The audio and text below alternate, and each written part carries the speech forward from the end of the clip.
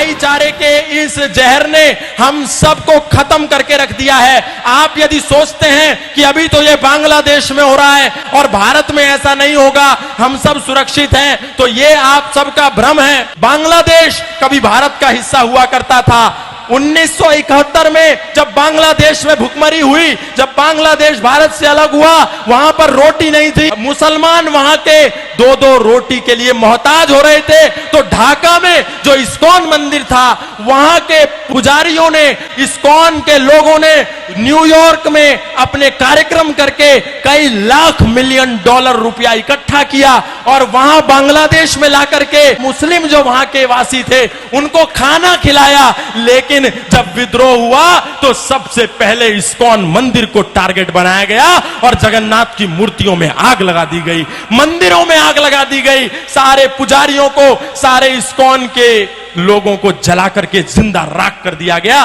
बांग्लादेश में जितने भी वो दंगाई थे आए और देखा कि ये हिंदू है, इसीलिए उनकी दुकानों में, उनके घरों में, उनके आशियानों में आग लगा दी गई। और हमको ऐसा लगता है कि हमारे भाई हैं। गाय को काट करके रोटी के साथ खाने वाले और गाय को अपने घर में बनी पहली रोटी देने वाले कभी भी भाई नहीं हो सकते, कभी भाई नहीं हो सकते। इसलिए ये झूठी दोस्ती और झूठा भाईचारा छोड़िए। यदि ये झूठा भाईचारा हमने नहीं छोड़ा तो भाई हमको चारा बना करके खा जाएगा और हमको पता भी नहीं चलेगा।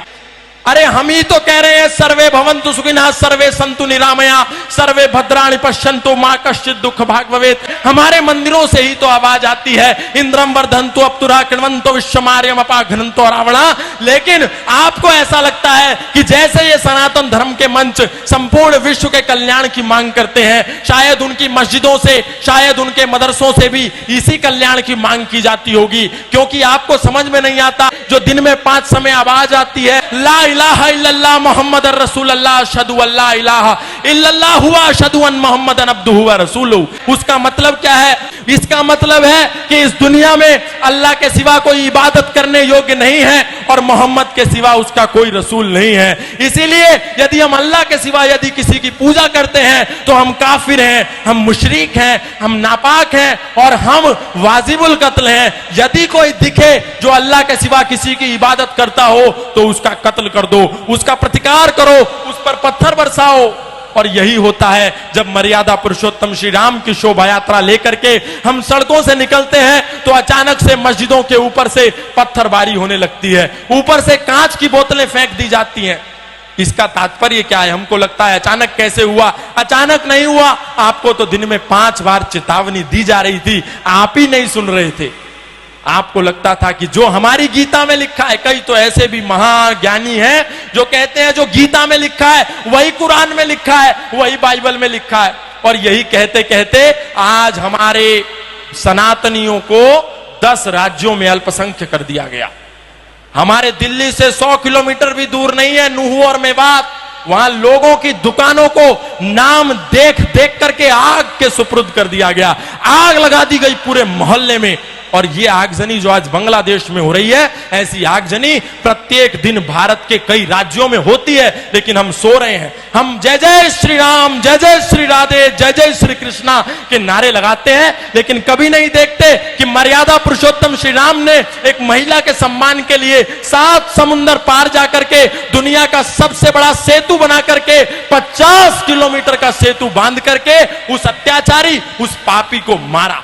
मतलब ये हम सीखते नहीं, केवल सिया राम जय जय राम और कहानी खत्म। बस हमको इतने में ही शॉर्टकट रास्ते में मोक्ष चाहिए। हम ये नहीं कहते कि हम किसी का प्रतिकार करें, हम ये भी नहीं कहते हम किसी से हिंसक हो जाएं, लेकिन हम ये कहते हैं हम किसी पर अटैक ना करें तो कम से कम अपने पास डिफेंस का साधन रखें। सनातन धर्म कभी भी पहले अटैक के लिए नहीं कहता, लेकिन सनातन धर्म आत्मरक्षा की बात करता है, डिफेंस की बात करता है। अग्रतश्चतुरः वेदा पृष्ठतः सहस्रम धनु इदम ब्रह्मम इदम शस्त्रम शापादपि शरादपि शस्त्रेण रक्षति राष्ट्र शास्त्र चर्चा प्रवर्तते। विश्वामित्रादि ऋषियों के यज्ञ हवन भी तभी सफल होते हैं जब पहरे पर स्वयं धनुर्धर राम खड़े होते हैं। यदि हमारे पास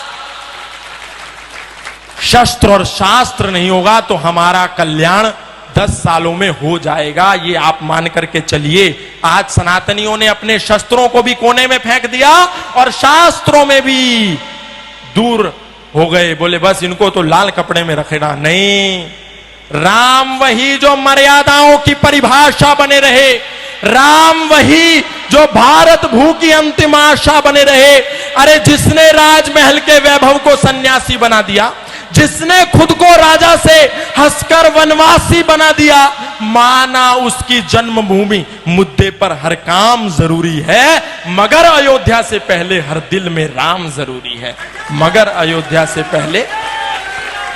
इसलिए संकल्प लेकर के कहिए कि आज के बाद हम जातिवाद नहीं करेंगे। जातिवाद को नहीं छोड़ा तो वही हाल होगा जो बांग्लादेश में हुआ। किसी ने जाकर के नहीं पूछा कि तुम ब्राह्मण हो क्या, तुम जाट हो क्या, तुम गुजर हो क्या, तुम मणिया हो क्या, तुम मारवाड़ी हो क्या, तुम तेली हो क्या, तुम धोबी हो क्या। बांग्लादेश में जितने भी वो दंगाई थे आए और देखा कि ये हिंदू है, फिर वो चाहे जाट था, चाहे गुजर था, चाहे इस्कॉन का था, चाहे आर्यों का था, चाहे राधा स्वामी था, चाहे निरंकारी था, उसने देखा कि ये हिंदू था, इसीलिए उनकी दुकानों में, उनके घरों में, उनके आशियानों में आग लगा दी गई। इसीलिए कुछ दिन के लिए इस जातिवाद के जहर से बाहर निकलिए और एक होकर के सब लोग ओम ध्वज के नीचे आ जाइए। तो एक होकर के ओम ध्वज के नीचे तभी काम बनेगा, क्योंकि वो सब चांद सितारे के नीचे हैं। चाहे बरेलवी हो, चाहे अहमदिया हो, चाहे मोहम्मदी हो, चाहे कुरैशी हो, सब एक हैं, लेकिन हम बटे हुए हैं। ये छोड़िए, हम सब